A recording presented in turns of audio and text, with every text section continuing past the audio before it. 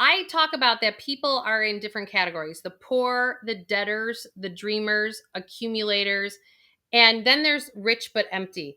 And anyone who isn't considered wealthy or rich, they're waiting for that one day. Well, once I get here, then I will go live my life that I want to dream of.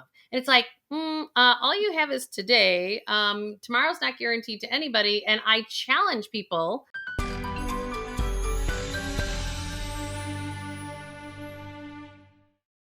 Hey, Julie Murphy here. I have spent the last 25 plus years being a financial planner, and we either work things out and we act it out through our money, through our health, and our relationships. And today, Rachel Cronin is joining us because I have found that if we hear stories from people whose lives that thrive when they've completely jumped off the ledge and shifted their reality, even though financially you didn't necessarily know how you were going to do it, everything falls into alignment. We just have to trust to get past that fear. So don't forget to hit that subscribe button, like, and notification bell. Why? Because we're going to help you get to a life that you absolutely love. Thanks, Rachel, for coming on with me today. Thank you. Yeah, thank you. You are the woman on top of the mountain.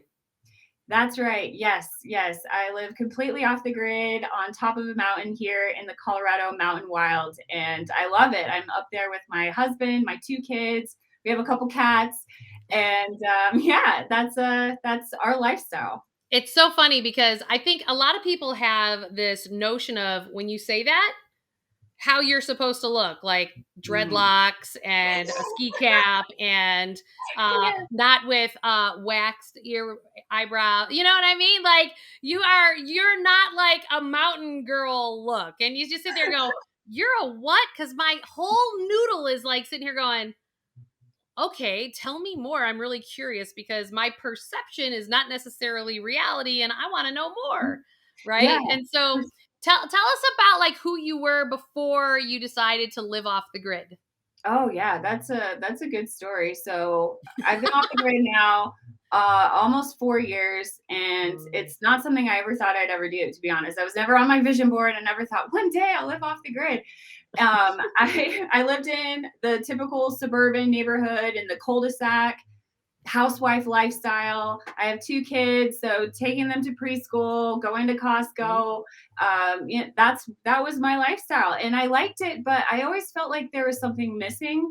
I found we were living for the weekends. We were watching a lot of Netflix, and it got old really fast. Yeah. And even in our neighborhood, we didn't have an HOA, so I love organics. I love the idea of being self-sufficient. And so even on our small neighborhood scale, we had backyard chickens, and we were trying to garden. It wasn't really doing very well in our tiny postage stamp backyard. Right. And so in the back of my mind, I'm like, oh, we should get more land, one day. One day we can get more land. And so I am. And I have to say, everybody, that is what I always talk about, because I talk about that people are in different categories: the poor, the debtors, the dreamers, accumulators, and then there's rich but empty. And anyone who isn't considered wealthy or rich, they're waiting for that one day. Well, once I get here, then I will go live my life that I want to dream of. And it's like, all you have is today. Tomorrow's not guaranteed to anybody. And I challenge people. So I'm glad to hear that you're talking about, well, one day we'll have more land. So yeah, I just wanted to interject here because I find that so many people think it's this linear line, and it's not. And I totally agree. And that was our story. And for me, I am a vision board type person. I like having, even if I'm not sure exactly the when, I like knowing the what. And so for my vision board mind, I was dragging my husband to like appointments to look at properties because I didn't even know how much land I wanted. I didn't know, do I want a half acre? Do I want 5? Do I want 8? So we looked at 5-acre lots. I felt like that looked small. We looked at a 16-acre lot, really sloped. I was like, oh, this is kind of cool. I don't know if I want it so sloped. So it kind of took about 6 months of this exploratory, non-serious, did not get a realtor. I was totally not committed, just like curious. So whoever showed up from the internet from our inquiry was who showed us the land. So we're just looking, trying to get our feelers out. And then I came across this 35-acre property, in the mountains in the zip code that I dreamed of living in. And it was beautiful from the photos. And I was like, no way. But, for research purposes, we should go look at it. So we set up Right. the little online appointment, and this 18-year-old real estate trainee showed up to show us the land. Mm. And my husband wasn't too excited about the bottom half. He didn't even want to go to the top. But I was like, let's go to the top. We're already out here. And then when we both went to the top, it just felt totally different. We saw a spectacular mountain view, city view. I'm very metaphysical, spiritual. There's like raw crystal deposits everywhere. And when we walked out on the top, it really felt kind of almost sacred. I was like, wow, this is something special. And we have this big rock pavilion, this big giant rock outcropping. We walked out over there. And then my husband turns to the 18-year-old and was like, so if we buy this property, we would own all these rocks. And he's like, well, and he's like, we'll take it. And so our 1-day plan became a 24-hour plan. Wow. And we didn't have savings for property. Literally, we just it was just okay. Can you say that again for everybody? You did not have savings for a property. This again is another mental block that all of us have, that we think that we need to achieve something and then we can go have it. Mm-hmm. And it's like, okay, so can we dig there for just a little bit? So you Yeah, didn't yeah. have it. So it's like, so No. what stories were going in your head? Because I'm sure, here's the other thing I wrote down as you were talking. Like, I can only imagine what your parents were saying, your other family members were saying, going, she's lost her rocker. Going, she's taking my grandbabies up to a mountaintop. What are you doing? Right? We heard all the things. And you have no money to buy the land. Exactly. Yeah. No, because again, this was a Sunday plan, like one day, Yeah. But then we're like, oh my gosh, there's a mountain view, there's the city view. It's 15 minutes away. So it's remote but close. Our perfect zip code. And I'm again, I love the spiritual metaphysical side. The land was at 7,777 feet. So I'm like, lucky 7, there's Chris. Okay, it's like waiting for me. So we committed and you know, your inner knowing just knows that this is it. Yeah, and you can't see it because of my jacket, but I get my chill meter going on when I talk about it. Oh, that's so beautiful. Chills, and so that was it. And then I've never bought land before. The house we were in was the first house I'd ever bought. Never bought land before, never built a house before. So it was all a bunch of stuff I didn't know. And I think that's both good in this story, because if you don't know what you don't know, you just keep going.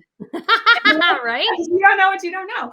Totally. So I didn't know what I didn't know. And so we committed to buying the property. We had it appraised, put in an offer. And I didn't know this, but land has a 60-day close. So I'm like, perfect. We have 60 days to come up with the money for the land. And so I used that as our timeline. And can I ask how much that was that you needed to come up with? So we needed the land. We needed at least $45,000 in 60 days. And you had none. So this is where I want people to really hear this. You didn't have it. But this is where, when it is right, I'm always talking about, the subtitle to my first book is called Building Wealth from the Inside Out. And this is exactly it. It's like, you knew this was the right thing. You knew that this is where you wanted to be. And when you build it from the inside out, everything shows up to support it. It's amazing. I felt like I was in I understand, because I've dived into the flow state and meditation and all the, and so I pulled out all the stops, right? I'm like, all the things I need to do. I've dedicated, I did all of my own personal manifesting meditation practices that I feel like are really good for me. Maybe others have different strategies, but that's what I dove into. And also taking inspired action. So we're like, okay, well, what can we do? What's the next logical thing we can do? And we thought, well, we would much rather live in the mountains, and our biggest asset is our house. So we thought, okay, we'll sell our house. Right. So that was our plan. And so to manifest or create the income that we would need, we couldn't just sell our house. We'd have to make some improvements. So during the 60-day window, we're renovating our house. Add a couple extra layers, right? We're renovating our house. And we had the chicken. So I changed the chicken coop into like this shed. And so it's so much work. I'm like all the time. And the whole entire time I'm like painting things. I'm painting the trim. We had orange oak. So I'm painting it white. I'm all doing my chanting stuff. I'm all like, oh, Right. like doing all the things. I'm visualizing living on this mountain. I'm visualizing the type of house we're going to build. And just that's all. That was kind of my focus. And then when we put our house on the market, it sold in less than 24 hours. And Mm. what's interesting about this is I thought in my mind, because the property is 7,777 feet, I thought, well, wouldn't it be great if we earned 77,000? I just kind of put it out there. And honestly, that wouldn't even make any sense because we couldn't list our house for high enough to make that much money. We Mhm. couldn't do it. It wouldn't make any sense. But because of our market and then the improvements we made in the house, we got multiple offers. And the offer that we chose netted us $77,000.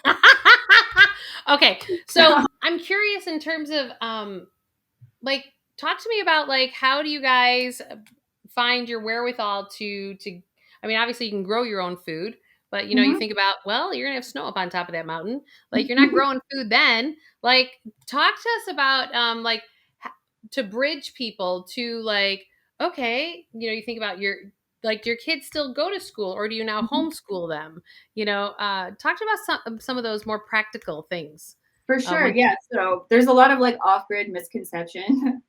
right, So right. pretty much living off the grid means being in charge of your own utilities. So you're in Hmm. charge of your own power. We have solar, in charge of your Right. own water. Right now we have a cistern. We're working on getting a well, some logistics with getting the well on top of the mountain or the well And if drilling. anyone has never Mhm. like when you really dig to the well, the freshness of that water is off the charts in most cases. I'm so excited. Yes, It's I, off I the cannot charts. wait. Yeah, we have a couple neighbors, and our neighbors are several miles away. So it's a new concept for neighbors. They have wells. We have, I think, 3 wells. So I'm very confident we'll find water. And we have and managing your own utilities. So that's what living off the grid actually means. And Mhm. that's the lifestyle that you live at home. It doesn't have to necessarily be your entire lifestyle. So Right. we have our kids in school. I Mhm. drive them down into town for school every day. I do have dreams of maybe one day building one day, there's that phrase again, um, which is slippery slope for me because I'll probably do it. But It's the thing that cracks it open. I know, maybe we could build a schoolhouse and like have a forest school. So in the back of my mind, it's there. But right now, I have them in really amazing schools down in town. I do have a greenhouse and we supplement, but we still shop at the grocery store. We have a refrigerator that runs on solar, Mhm. and I still shower. I take care of my just because you live off the grid doesn't mean you have to be bathing in the river and building mud Right. huts. It's literally living off grid means being in charge of your own utilities. And I feel like it's really empowering too at the same time because if the power grid goes down in your city, which has happened with windstorms and snowstorms, we still have power because Right, we right, have our own system. So our right. fridge is always going to be on. And Yep. if anything were to happen with any of that stuff, I find it that's why I call it living off grid is the next modern luxury Right. because it's empowering to be in charge of your own systems. And it is a luxury because there's investment and there's time and energy and resources it takes because pretty much you're paying for your lifetime utilities up front. Right. So Yeah, there's that's a good point. that Right. trade-off. Oh, my huge solar system, or I'm drilling 700 feet for my well. Those are big expenses, so it can kind of like have that luxury feel. But once you have it, then you're set. Right. And I truly believe living off grid will become the next sought out luxury, which is what I talked about in my TED talk, because of Yeah. that, of getting back Right. into nature, living more self sustainable, and living, and you said this earlier, harmony with nature, like living in harmony with nature. And that's the way I feel like humanity is supposed to live. Right. Well, I have found that what happens to most of us is we subject ourselves to situations where our nervous systems just get hijacked, one thing after the next, right? And when our nervous system is hijacked and we go to that place of anxiety, well then you can't manifest. Then you're not in being the creator of your life, you're being the reactor of life. Mm-hmm. And when you're reacting to the things around you and then making decisions from that point, they're not going to be authentic with your heart and your soul. It's Mhm. going to be a fraction of yourself is going to be Yeah. showing up. And so it's really about how do you really authentically show up in the world? And then how do you create the bridge to get there? And the bridge is the journey. I mean, I don't think the bridge ever really truly ends because you continue to keep massaging it. And I find that when you dream a little bit, it cracks it open and then the dreams get bigger and bigger Oh, because you yeah. start to realize you Yeah. can do it Yeah. The bridge and is the you're gift. there. I think the bridge is the gift because that's where you are gonna Mm, change. right. That's where you change because I showing up from like new mom, fresh off the pageant stage to living the gritty dirt road lifestyle. I mean, there was an arc that had to happen. And then the only way that growth happened wasn't that okay, this is who I For am now, sure. this is what I want. And then meeting, and then I find myself on the bridge again right now with this is Mm. where I am with building my personal residence. I want to build this campus. And so Yep. I have this three-phase system. So we start with phase one or pre-launch, then phase one. So I like have the plan. But again, I know by the time I'm done with phase three, I'm not going to be the same person I am right now. No, Maybe at there's the no end of way that. that you can be. Right. And I think the other piece along the way that's important for people is each phase of this giving your gratitude because it's Mm, all about your vibration. And oh, I always say that your thoughts, your words and your feelings are your vibration or your magnet to what you're creating in your life. So if yeah. you keep telling yourself you can't in your head, well then you won't. Right? Yeah. If you think that okay, it's out of the box and it's a possibility and going, yeah, I don't really know how this all is going to turn out, but this is what I want. Like, Hmm. so, all right, show me the next right step. I always Yeah. tell people, just show me the next right step. And the next right step just unfolds. Hmm. And it's the acceptance of that next right step. That's the second step I always walk people through is first, what's the dream? And the next is you have to accept whatever arises or you suffer, Yep. right? Yep. And And I and can and put I'm my ups sure and you've downs in had there. right. And I'm sure you've had setback. Like, well, you just talked about like the 3.5 years in an RV, longer than you Mhm. thought. But you guys are gonna feel like the profound sense of happiness that'll come when you're in your triangle home, Mhm. right? Like that's amazing. Oh, I It's a, know. Yeah. right. And That I and mean, when the that's that well gets thing dug, that oh, I know. Well, it makes you so again, that gratitude, it makes you grateful for the little things. I right. the first year, we didn't have solar. We had a Mhm. generator. So I Right. lived without outlets for most of the day because the outlets would only work when the generator was on. So Ah, it really brought me down to the basics, like, do I really need what do I really need? Do I really need outlets? No, I really don't. What and then it kind of builds on itself when we got our solar array. I'm like, oh my gosh, I have power all the time. I can use all the time. I was like, look at this, look, I can plug stuff in. And it's stuff you take for granted in the city. yeah. Right. And each thing just like it builds on that gratitude. So yeah, Well, totally and agree. you're building a muscle for the impact that you're making to society, right? Like over time, you're going to see what that is. I think a real big part of what you and your husband have done is shown people that there's possibility no matter what your reality is. Hmm. You're proving possibility that Yeah, I guess anything is so. possible. And that's I get beautiful. yeah, I can see And that thank because you for that literally. because that's a gift that you are giving so many people and even sharing your story today with me because you've created the bridge. You've done it. You're 4 years later and so going, that wasn't so bad. Like it wasn't exactly what I thought it was going to be, but it wasn't so bad. And think about how healthy it is to be on a mountaintop during a pandemic. Well, you're not near anybody. Timing of it all was also very empowering, honestly, because we were the closest neighbors miles away. And then we built up some food storage and we had our greenhouse. And so there's always that thought in the back of my mind. I'm like, gosh, if it's like turns into the zombie apocalypse, we're fine up here. Like we'll Yeah, be you're fine, totally fine. you know? And so, and again, that goes back to that luxury mindset for me, anyways. I feel like that is my idea of luxury is having my own utilities, having my own resources, being self-sustainable and raising my kids in that environment and with that same mindset. Right, right. Rachel, can you share your website again? Because I think people, Mhm. we become the things that we read and the information we digest, and I think it's important for people to dig into more of your story. So, can you share that with people? Absolutely. So you can find everything on croninmountain.com. Cronin's my Mm. last name, Cronin mountain.com. That's awesome. And I'm just going to share here that my book, Awaken Your Wealth, you can get it for free, awakenyourwealthbook.com. I paid for the book printing, and I just asked you to collaborate and pay for your own shipping. And again, don't forget to hit that subscribe, like, and notification bell. Why? Because I'm going to help you get to a life that you absolutely love, because I know you can get there. Rachel, thank you so much for joining today. I appreciate you. Namaste. How